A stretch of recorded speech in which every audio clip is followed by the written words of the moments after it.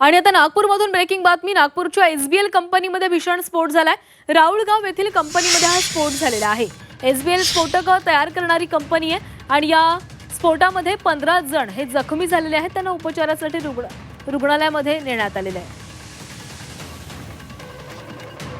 तर नागपूरमध्ये हा भीषण स्फोट झालेला आहे। एसबीएल कंपनीमध्ये हा स्फोट झालाय। स्फोटक बनवणारी ही कंपनी होती आणि यामध्ये हा स्फोट झाल्याचं कळतंय। या संदर्भात अधिक बोलणार आहोत। आमचे प्रतिनिधी अमर काणे आपल्यासोबत आहेत। अमर, नागपूरच्या एसबीएल कंपनीमध्ये हा स्फोट झालाय, नेमकं काय घडलेलं होतं, कशा पद्धतीने हा स्फोट झाला आणि किती जण जखमी झालेत, कशा पद्धतीने त्यांच्यावर आणि कुठे उपचार सुरू आहे? नाही, आता जी माहिती मिळते आहे ते साधारणपणे सकाळी 6:30 ते 7च्या दरम्यान हा स्फोट झालेला आहे।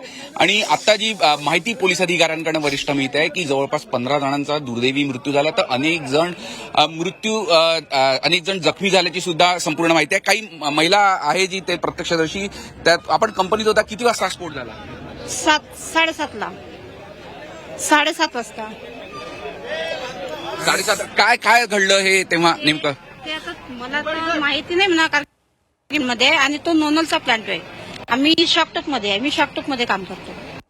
आमच्या गावातल्या 3 बाया आहे ना, बेपत्ता आहेत त्या 3 बाया। कोणत्या डिपार्टमेंटला झाला हा नोनल मध्ये हे प्रत्यक्षदर्शी महिला आहे आणि त्यांनी ही माहिती दिलेली आहे। आता पूर्ण परिसरात आहे अग्निशमन दल असल्याची सुद्धा माहिती। आणि सगळ्यात महत्वाचं म्हणजे जखमींना जे आहे ते ऑरेंज सिटी हॉस्पिटलमध्ये दाखल करण्यात आलेले आहे। तिथे उपचार सुरू आहे। तिथेही 15 ते 17 जण उपचार घेत असल्याची माहिती आहे।